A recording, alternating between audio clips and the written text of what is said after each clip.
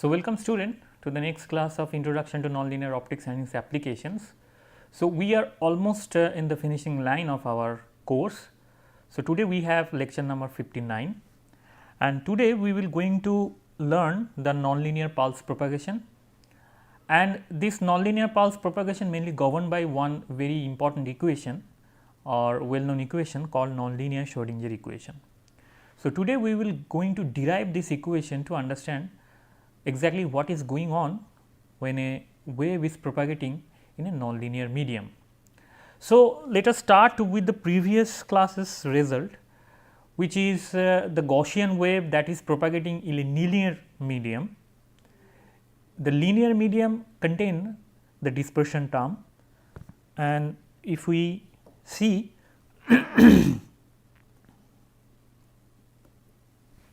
this is the Gaussian envelope we had, and the solution is of the form this. So, AT is a solution of the pulse envelope at time domain, and in order to find the solution in the time domain, we need to put the information here at this point a 0 omega, which is the frequency of the wave or the frequency component of the wave at z equal to 0 point. Again, that information one can transform with the fact that if the input pulse shape is known in time domain, this is the input pulse shape a 0 t in the time domain, and if I make a Fourier transform of this, then we will have the value of a 0 omega, and if I put this value of a 0 omega here, then we can readily have the solution which will be in this form if the input pulse is Gaussian. So, that was the small exercise I already mentioned in the last class that you should do this exercise, and if you do carefully and correctly, then you will have this kind of expression.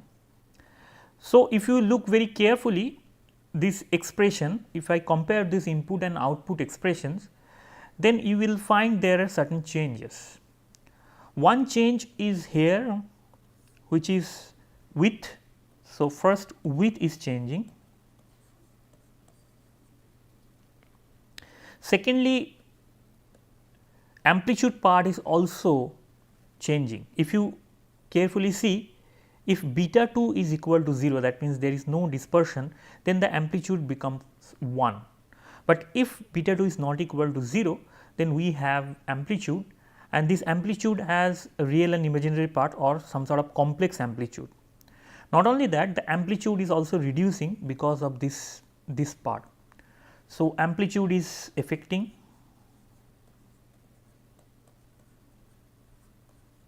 and finally this entire pulse is having some sort of phase. Here in the input we find that only envelope term is there and everything is real, there is no phase term. Phase means there is nothing related e to the power I phi kind of term. Only thing is that we have a real amplitude here. But if I write this equation properly, this expression properly, then we should have a phase term here. So, phase is evolving. So, we find that even the pulse is propagating in a linear region, the width, amplitude and phase all are changing for a Gaussian input pulse.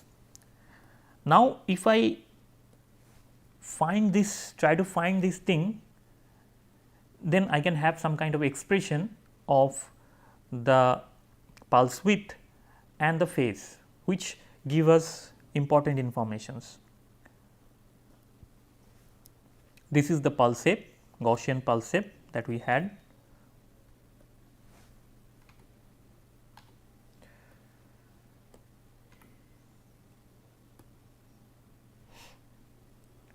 So, we had the Gaussian pulse shape, and then this Gaussian pulse shape is written in terms of amplitude and phase, as I mentioned.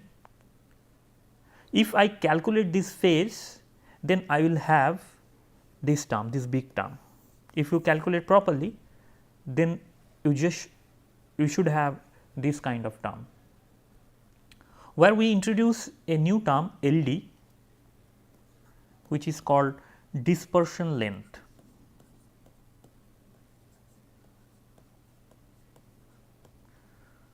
Dispersion length. LD is nothing but T0 square divided by mod of beta 2. This is the quantity we call LD, and everything is written in terms of LD. This is called the dispersion length, T0 square divided by beta 2. T0 is the pulse width at z equal to 0 point, and beta 2 is the dispersion coefficient. If you carefully look the unit of these things, then LD is since it is a unit of length, because it is representing some sort of distance, then right hand side should be the unit of length also. So, here T0 will be unit of say picosecond, and T0 square will be of this will give you picosecond square, the unit, and beta 2 we know that is a dispersion parameter, and its unit is picosecond square per kilometer. Normally this is the way we represent the dispersion coefficient, picosecond square per kilometer or picosecond square per meter. So, now if I make T0 divided by mod of beta 2, you can see that the unit of this quantity become kilometer. So, that means it is a unit of length. That is why LD basically represent a dispersion length, and this length become very high when beta 2 is very small. That means, if the dispersion effect or dispersion coefficient is small, we should have the dispersion effect at very long distance. That is the physical meaning of these things. Well, if I now look this term, which basically suggests the evolution of the width, pulse width, then you can see that if I increase z, then the pulse width will going to increase. So, if this is my input pulse, which is some sort of Gaussian shape having some initial width, according to our notation it is T0, then after the propagation distance it should be something like this. Amplitude will decay and width will going to increase. This is in time. So, this quantity is nothing but T prime, which is a function of z, and how T prime, that is the width of the pulse, will going to increase is given by this expression. You can readily find this expression if you write this equation in amplitude and phase form as is written. So, as I mentioned, this is given to you as a home task. So, you should do that and just find the wave in this particular form, and you will get this width. After having the knowledge of the width, the next thing is to find out the phase, which is written here, and also we can see that phase is changing, and not only that, phase is a function of time. And now here we find that phase is a function of time and it is a t square. We know that the frequency, instantaneous frequency, we mentioned that in earlier classes, instantaneous frequency, which may be a function of time, is represented by minus del phi, which is a function of time, del t. If I make a derivative with respect to t of a phase phi, then we have instantaneous frequency. But if you make a double derivative of that quantity, then we have something called chirp. Here you can see that this quantity has t square. So, that means I can essentially make a double derivative, and if I make a double derivative of this quantity, I should have something called chirp. So, the chirp basically a function of z here. And what is the meaning of chirp? That means the frequency distribution is not uniform. So, if this is my wave, this is the envelope and this is the wave, this is the distribution of the frequency inside the wave, this is the wave packet, last day we mentioned that. So, this is some sort of uniform frequency distribution. So, if I write this frequency at omega 0, inside the wave packet we have a frequency distribution omega 0. But the same thing if it is chirped, if I draw that, this is the envelope, and for the chirping case what happened, this frequency distribution is not uniform. Some part of the frequency may be small and some part of the frequency may be large when I plot this in time, say t, and it is changing linearly over the time, which basically gives this form. So, that means when the pulse is propagating in a dispersive medium, what happened, that the amplitude of the pulse will go down, width of the pulse will increase, and at the same time the pulse will be chirped. Now, if we remember that what happened in cell phase modulation case, then similar kind of effect was there, and there also we find, if you remember, that was the distribution of intensity, and if I make a derivative of distribution of the intensity, then it was something like this, and based on that we find there is a chirping of the pulse. So, cell phase modulation is effect where also we have chirping. You should keep in mind that dispersion effect individually gives something which is chirping, and cell phase modulation also gives something which is chirping. Now, with this knowledge we can now have a concept of soliton. So, what happened when the pulse is moving individually in dispersive medium, individually in nonlinear medium, and dispersive plus nonlinear medium both. So, what happened? Let us try to summarize this. So, this is the input pulse in time domain. When it is moving through a dispersive medium, only dispersion takes places, and when the dispersion takes place, then what happened? There will be a temporal broadening, as I mentioned. The pulse will broaden in time domain. So, this is time. Similarly, if the same pulse is moving in a medium where dispersion is not there, only nonlinearity is there, we should have a spectral broadening. The spectra will broaden, whatever the spectra you have, it will broaden. So, here we have temporal broadening, here we have spectral broadening. In this case we have chirping, here also we have some sort of chirping.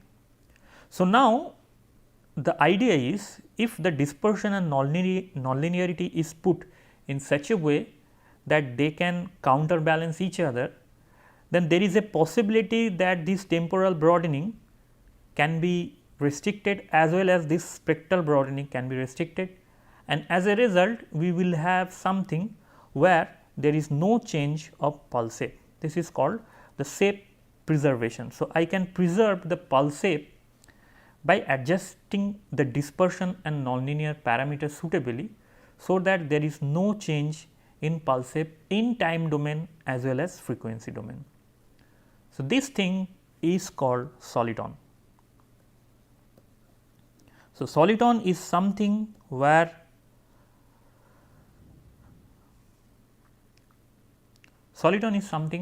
the shape of the pulse will remain conserved during the propagation. So, this is a robust structure. So, when a optical pulse is moving in a medium where dispersion and nonlinearity is there, and the value of dispersion and nonlinearity is maintained in such a way that the effects of dispersion and nonlinearity are counterbalanced by each other, then we have a pulse which does not change his shape. So, this is basically the concept of optical soliton. We will learn more about this soliton maybe in the next class, but try to understand what will happen inside the pulse.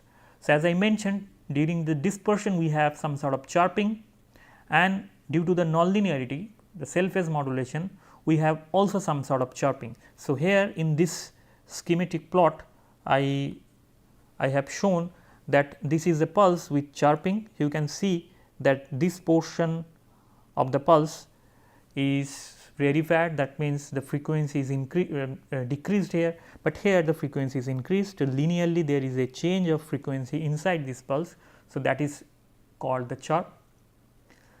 But for nonlinearity, what one can do, that they can have a similar kind of pattern of chirping, but in the opposite direction. So, if it is t, it is t. So, here in the leading part of the pulse we have small frequencies, and the frequency get higher and higher in the later part of the pulse. So, exactly the opposite that we have in dispersion. So, if I add these two things, then what happened, these things will be counterbalanced by this one, this part of the pulse will be counterbalance of this part, and as a result we have something where the frequency distribution is uniform. So, that means there is no chirping and the shape of the pulse remain conserved. This is essentially the optical soliton. Well, once we have the idea of optical soliton, now it is time basically to understand how this optical soliton is evolving and what should be is the governing equation. Its governing equation is essentially the nonlinear Schrodinger equation. This is a very famous equation. So, in nonlinear Schrodinger equation, what happened that if I take this equation, which is the Maxwell's equation, from this Maxwell's equation, nonlinear Maxwell's equation, we can derive our nonlinear Schrodinger equation. So, in the previous class we start with this Maxwell's equation, nonlinear Maxwell's equation, and mention that if P nonlinear is 0, I have the equation of motion, equation of this electric field, and this equation of electric field was governed by these two parts. Now, we include the nonlinear part. So, when we include the nonlinear part, what happened? So, this is mu 0 epsilon. So, I can write this epsilon omega as epsilon 0 ER and mu 0 as 1 by epsilon c square, and then I can put this side, and I can write here in this case 1 by c square d 2 E, and then n 0 square E plus 1 by epsilon P nonlinear. So, just manipulating whatever the equation is written, very simple. Then P nonlinear is epsilon 0 chi 3 E cube. Now, E is the electric field. So, if E is the electric field, so I can write this electric field, real electric field in this form. E cube I can write by making a cube, and then I can write it is as 3 omega component, that we have already done when we are dealing with cell phase modulation.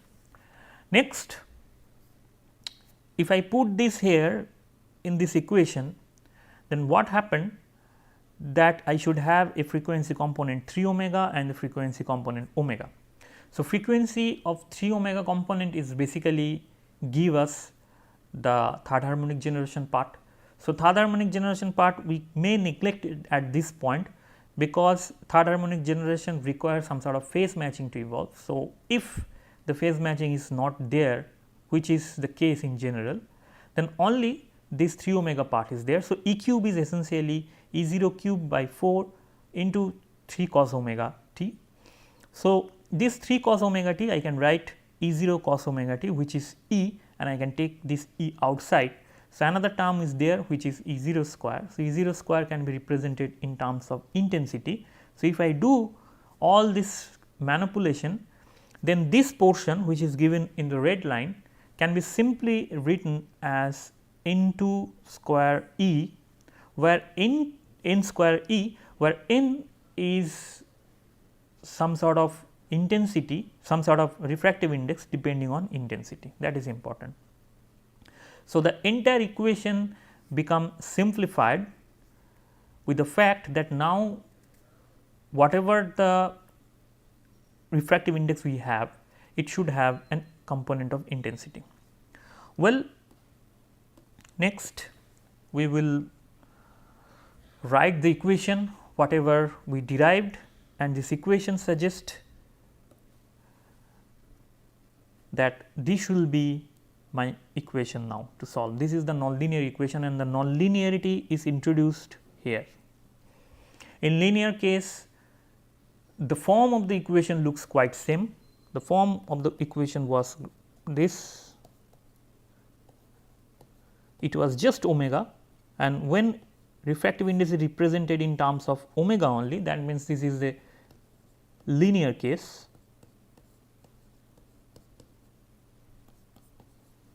So, we were doing the same thing, we are having the same kind of expression even by introducing nonlinearity, but here you should remember that the n is now function of intensity also. Now, we know that whenever we have this kind of equation in our hand, it is easier to solve it in Fourier domain, and if I try to solve this in Fourier domain, which we have done in the previous class also, the technique we discussed in the previous class, if we apply the similar kind of technique, we will find that this equation can be simply written in Fourier domain like this. So, this derivative d2 d square derivative can be simply replaced by omega square, and the electric field is now in the Fourier domain. So, it should be E tilde. So, this equation is relatively easy to solve.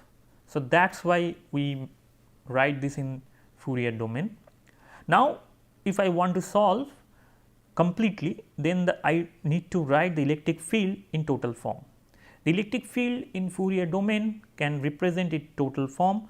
This is the envelope part, and this is the field distribution. When we write the electric field, so that means electric field should have two component. So, this is my laser light, this is the laser light that is falling on some wall or something. So, there is a distribution over space.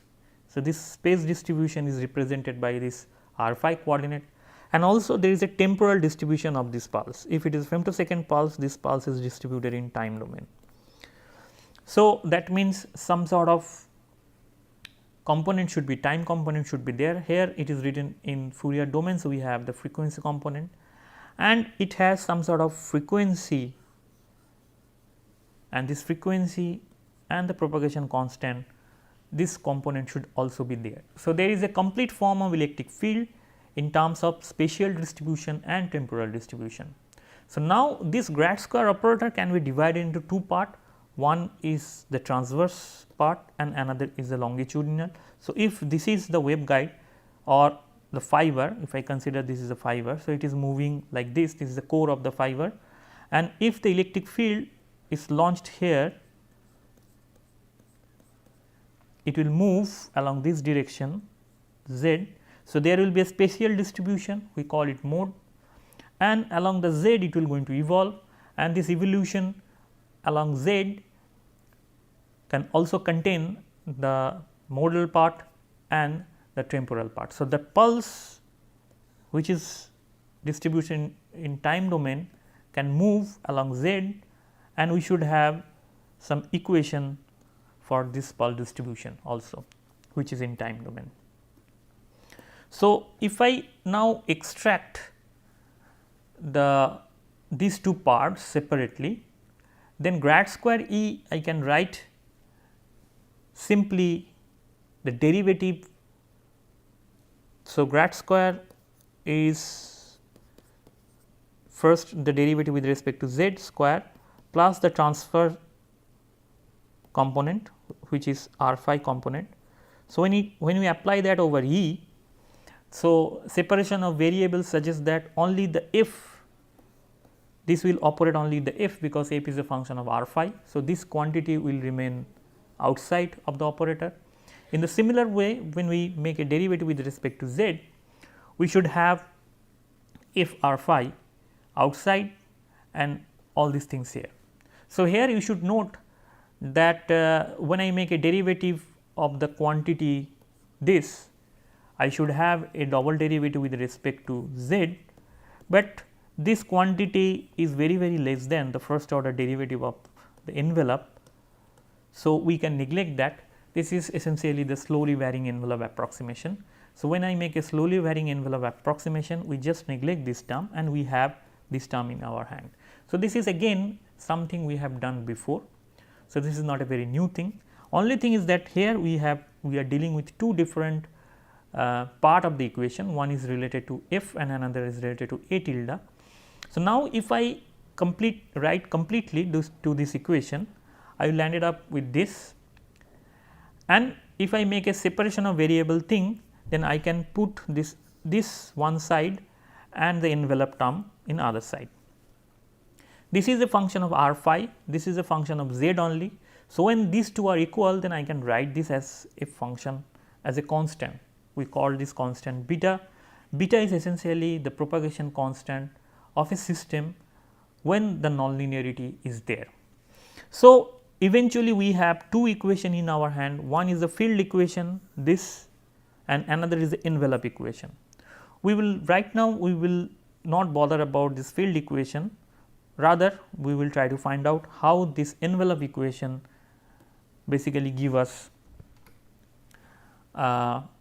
this nonlinear Schrodinger equation. So, beta to this quantity I can simply write this, which we had done in our previous class. So, this basically simply become the envelope equation. So, 2 beta 0 term will cancel out both the sides, and we will have that. Now, the beta, which is the propagation constant, I can write it in the two part, which is the linear propagation part, and due to the nonlinearity the propagation constant may change, and I write this changing propagation constant at delta B n L. Next, what we will do, we just expand this linear part. So, if I expand this linear part, it will be beta 0, first order derivative of beta omega minus omega 0, second order derivative and so on, plus delta beta n L. Now, beta minus beta 0, if I take up to this, will be simply this quantity, and now I replace omega minus omega 0 to the derivative. So, omega minus omega 0, I can always the last class we have done this, we have shown this, that we can change it to this operator. So, when you change this operator, that means these things I put here.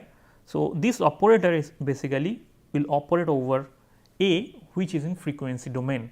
So, that means I need to change this A to time domain, because now I change the entire part in time. So, if we do that, then we will have this expression. This is the derivative, first derivative, and this is the second derivative, corresponds to omega minus omega 0 and omega minus omega 0 square term, and delta beta n L will be there.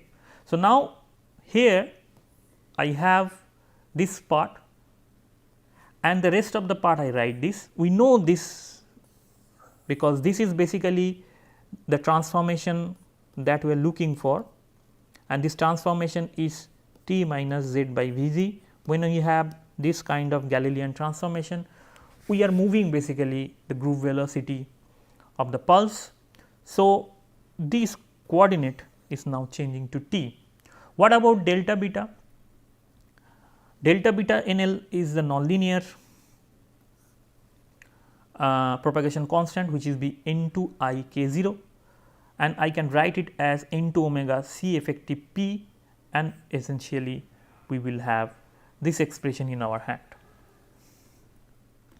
So, let us see what else.